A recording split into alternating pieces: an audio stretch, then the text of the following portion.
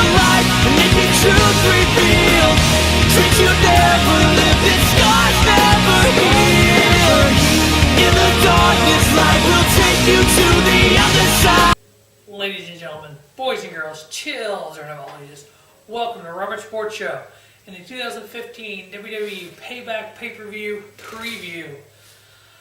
Oh yeah, this whole pay-per-view, 2 weeks ago was Extreme Rules. So this pay-per-view really had no build to it. At Extreme Rules, they announced the I Quit match between John Cena and Rusev, and they started the build for the Fatal, which is now Fatal 4-Way for the world title.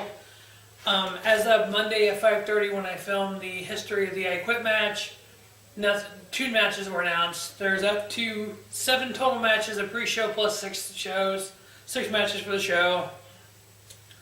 Nothing really spectacular. The pre-show is going to be Axelmania, Curtis Axel versus Macho Sandow. Damien Sandow is one of the top talent on the WWE roster, but yet WWE does nothing with him. They do these stupid gimmicks like he did with Miz. They finally broke that up, and Miz went wherever the fuck Miz went, and now Sandow's doing this whole macho gimmick with the mega powers, and it's just trash on the Ascension. The Ascension is a young, talented tag team. They would give them some time and give them the right push and the right angles, they could be a really good tag team. But unfortunately, the announcers crap all over them from minute one. When they were in NXT, they were tag team champions. They were a very viable tag team. Curtis Axel, Damien Sandow, like I've said before, 2 of my favorite wrestlers. I think Axel has talent. I think WWE needs to take him off TV for a while, repackage him, and bring him back. I think they could really do something with him. I think Sandow needs to go back to "I'm better than you" gimmick, where he knew everything, and just like the 1000th episode of Raw, it was in St. Louis. For my first real, who is Damien Sandow? I wasn't watching wrestling that much because it was crappy, kind of like it is now.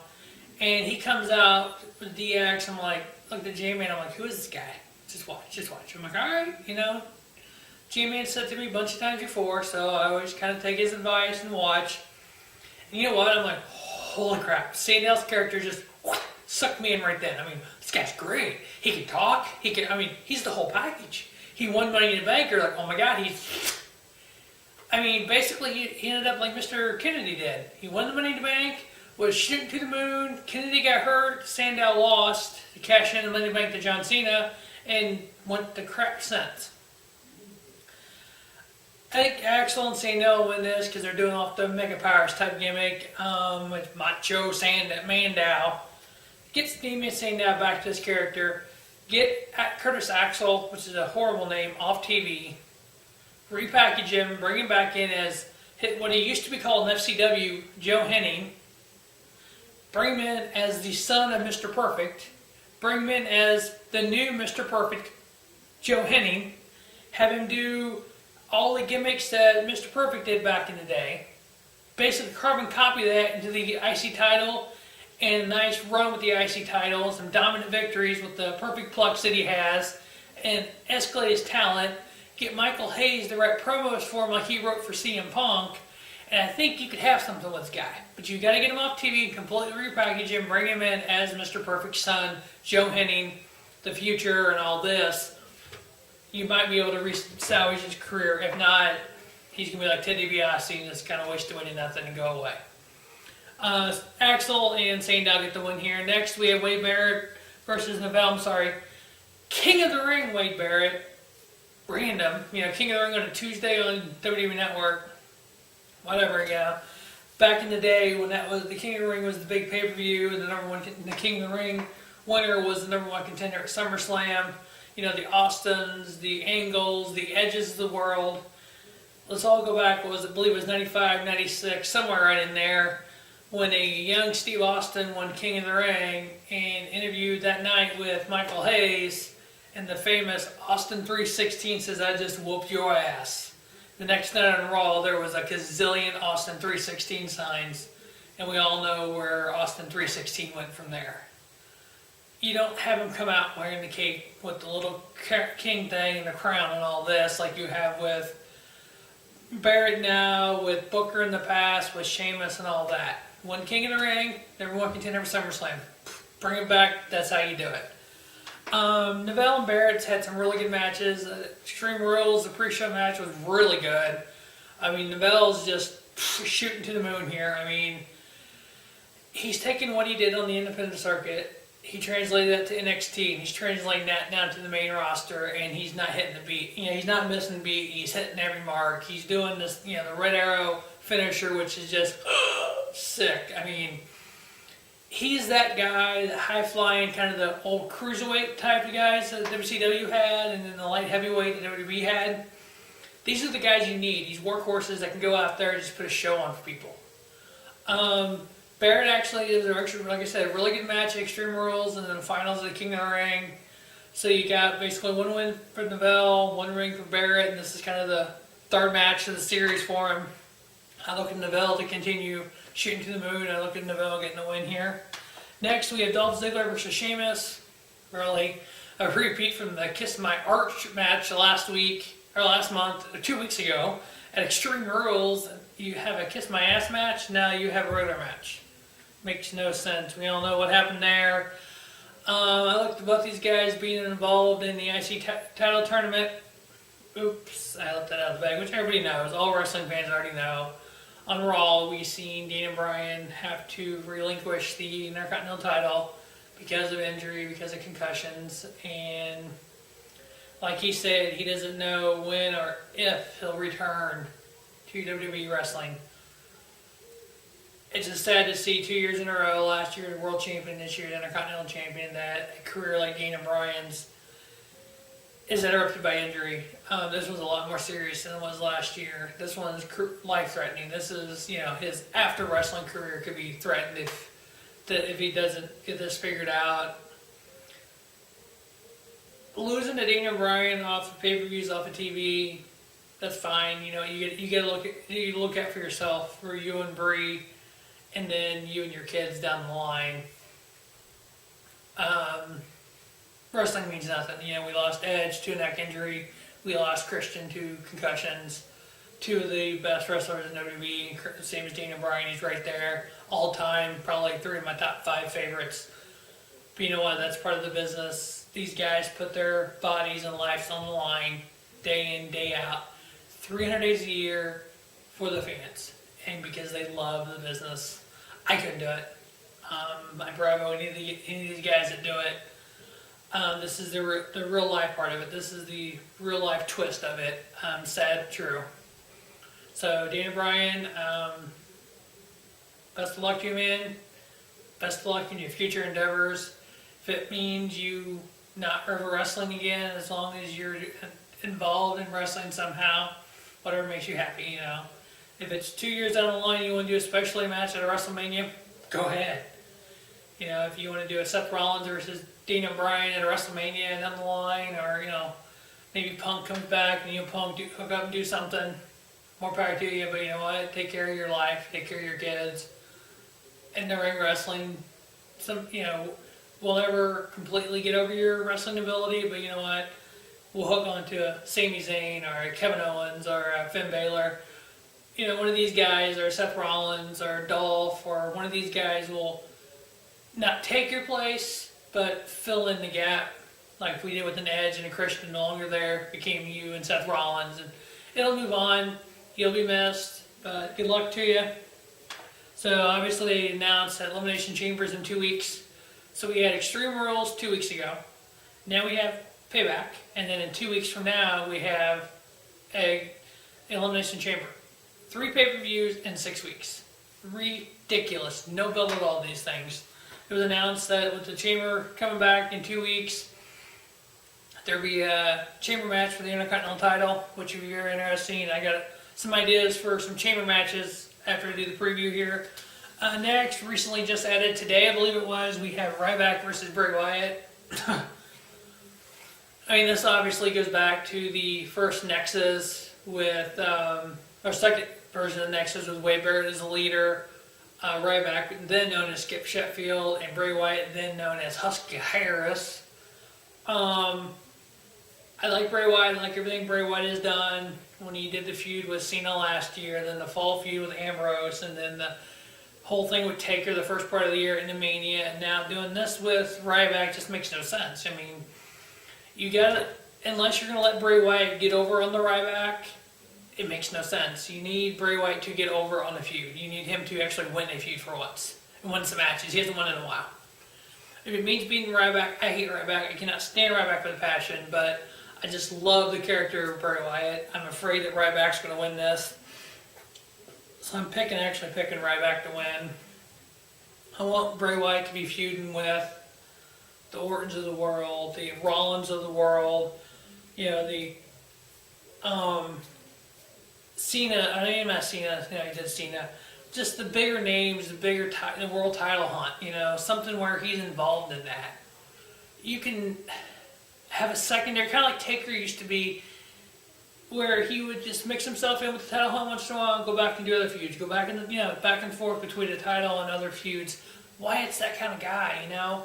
He's such a storyteller when it comes to these promos. You need to deep down into that character and let him bring it, talk about Sister Abigail, and talk about things, kind of like they did with Taker when he talked about Kane, his brother Kane, and Paul Barrett brought all that up to fire, and his parents, and just all that. You need to kind of maybe have the Eric Rowan and Luke Harper give one of them the IC title or US title and feud them with a Wyatt and kind of bring that story out to the forefront and let the story be bigger and let Wyatt kind of develop a little bit more, a little deeper into the Bray Wyatt character. I'm going to say Ryback will win that. I want to see Bray Wyatt, but I think Ryback will win. Next week, the tag titles, 2 out of 3 falls. Here lately, it seems like WWE 2 out of 3 falls is 2 minutes a pin, 3 minutes a pin, and then we go for about 5 minutes, and then we have a winner. Or, just like MVP and Chris Benoit, we had 2 straight falls for a winner. It's bad. A really good 2 out of 3 falls doesn't happen anymore. You have these 2 out of 3 falls, gimmicks on them, 3 stages of hell or whatever they were calling it. Cesaro and Kid, you got to keep them going. I mean, they're getting that chemistry going. They're both just phenomenal wrestlers. Cesaro by himself, if you've ever watched him pre-WWE days as Claudio Castagnoli, the Kings of Wrestling, he was one of the greatest wrestlers on earth. He's had a couple short singles runs. It's like, he is your guy. He can be that future. He is so talented. There's so much charisma, talent. He can do the top rope moves. He can brawl with somebody. He can fight. He can do this. He can mat wrestle. He can do it all, and he's a big guy. Tyson Kidd, pound for pound, one of the best wrestlers on the WWE roster. He gets shit on, just like Punk has said in his pipe bomb. He's talked about how great Tyson Kidd was, but yet he's such a great worker and he gets no recognition for it. When they first put this tag team together, I was like, oh my God, why? But you know what? They developed that bond. They don't have match in the ring gear, but coming to the ring, that kind of matches. They're really working well together. They've had the tag titles once. Finally named this tag team, Brass Ring Club. They've kind of hinted toward it a little bit. Kid and Cesaro has, but they've really never done it. Get the titles back on them. Have them beat the New Day. If you don't do it here, have them do it at the Chamber, because they're talking about being an Elimination Chamber tag match, which would be very interesting. I have an idea for that too. Is have Cesaro and Kid get those titles back and maybe hold them for a little while. Don't just piece of candy and back and forth. This kind of gets old after a while. New Day, not big on him. I want him to go away. Xavier Woods, really been big on him over the years. Coming from TNA and stuff and liking him. His Consequences Creed. Biggie Langston never got behind that. Kofi, he's always been phenomenal. He's that, kind of the Neville and Kofi type characters. I think if you could feud those guys, I think that'd be a hell of a feud, just the high-flying stuff and the spots they could do. But, New Day as champions, it is what it is. You eventually get off of them, New Day will eventually break up, the crowd's not behind them, and the crowd chants New Day sucks. Which, I mean, the whole idea of the New Day initially was supposed to have been like the, oh god, I just drew a blank. Nation of Domination, there we go. And it just isn't there at all. They want to do that, they almost need a big name kind of guy to lead it, and Kofi's not it. It seems like Xavier Woods is the mouthpiece, and Biggie Langston is just Biggie Langston, Big E as you call it now. I want to see Cesaro and Kid win this. That's what I circled. Probably New Day retain. We got the U.S. title in the I Quit match, John Cena and Rusev. There's no way John Cena doesn't, win this. Like I said in the history of the I Quit match video, Cena's 4-0 in I Quit matches. It seems like every May has a fucking I Quit match. I mean, really, this has become the John Cena match in May. He has these feuds and they end with the I Quit match, and nobody ever gets over on John Cena. I mean, The Rock got over on John Cena. That's it. Nobody else ever gets over on John Cena. I like what they're doing with the open challenge on Raw. This is how I watch Raw. Remote control in hand. Fast forward, fast forward, fast forward. Ooh, open challenge. Ooh, Neville, Stardust, Sami Zayn. Ooh, check that match out. And that's the only way you can watch Raw. They need to keep it going. I love the Montreal segment with Sami Zayn and Bret Hart coming out, and that was just freaking phenomenal. Keep it up, Problem is, when you announce 2 weeks ago that you're going to have Rusev and I Quit match at the pay-per-view, Payback, you knew that Sami Zayn Cena match wasn't going to take title off Cena. So it actually took away from it. If you could thought for an instant that Sami Zayn would have won the title there, it would have made the match better. No, I mean, it was phenomenal anyway. I mean, I'm going to say it, 3.5, 4-star match. I just loved it. I mean, Sami Zayn would have hurt his shoulder, it would have been even better, but you don't want anybody to get over on John Cena. But you're looking for the next John Cena, and you gotta think Roman Reigns is that. He's not. If you want that next face, the crowd gets behind your biggest face in the company. Unfortunately, since Daniel Bryan is out, he's right there in NXT, guys. Open your eyes. Sami Zayn can be the next John Cena, but better. Far better. He's that baby face that you can get behind. I mean, when you have an arena, a WWE arena in Montreal, chanting "Ole, ole, ole." If you don't know, look that shit up on the internet. Google Sami Zayn. You'll see what he was when he was in Ring of Honor as El Generico. He had a 2-year-long feud with a guy named Kevin Steen. If you don't know who that is, look it up. You'll see what Sami Zayn is capable of doing. He can run the company, in my mind. No doubt about it. You could have Sami Zayn, Kevin Owens, Seth Rollins as your big three world title hunt for the next 10 years. It can be the Shawn, Stone Cold, Triple H, Rock of the Attitude Era today. They're that talented. You can mix in a Sandow, you can mix in a Dolph Ziggler, you can mix in a Sheamus, but Randy Orton and Dean Ambrose, and it's kind of intertwined some of these guys, but still the talent's there. Got off on a tangent there. John Cena, Rusev. There's no way Cena's saying I quit. Honestly, I don't think Rusev's going to say it either. I think it's kind of going to be resembled to the Vince Stephanie one, where chances are Cena will have Rusev in the AA or in the STFU, whatever the hell he's calling it these days, and Rusev will either pass out or Lana will throw the towel in for him and ring the bell that way. But I don't think either guy's saying I quit. There's no way Cena's losing the U.S. title. But you know what? Keep up the U.S. Open Challenge, because you're seeing the Stardust, the Bells, and the Sami Zayns, and that kind of guy. Keep the NXT boat going there. Keep the lower guys. Maybe redo Curtis Axel's character, throw him in there. Throw a Sandow in there. Just keep it up. Eventually maybe pass it off to a Sami Zayn or somebody like that. Next, we have the world title in the Fatal 4-Way. We have Seth Rollins champion versus Randy Orton versus Dean Ambrose versus Roman Reigns. Stipulation on this: if Seth Rollins loses the title, King will be fired as director of operations. Really? How bad is this? I see this going down a couple different ways. I see a bunch of shenanigans going down and Kane taking everybody out and Seth getting a clean win. I also see Kane turning on Seth Rollins, basically making it a 4-on-1, and Seth Rollins coming out and winning this because a lot of his victories so far have been shady, and it's kind of making him look like shit, and he's not. He's good. He's damn good. He's one of the best in the business. So you almost got to they want to turn him face. This is the way to do it, because basically 4-on-1, have him be able to come back and win it, and show the crowd he can do it, and just having Kane turn on him, you can gradually start that face turn for him. And guys, if you don't like Seth Rollins now, once he turns face, everybody will be all over it.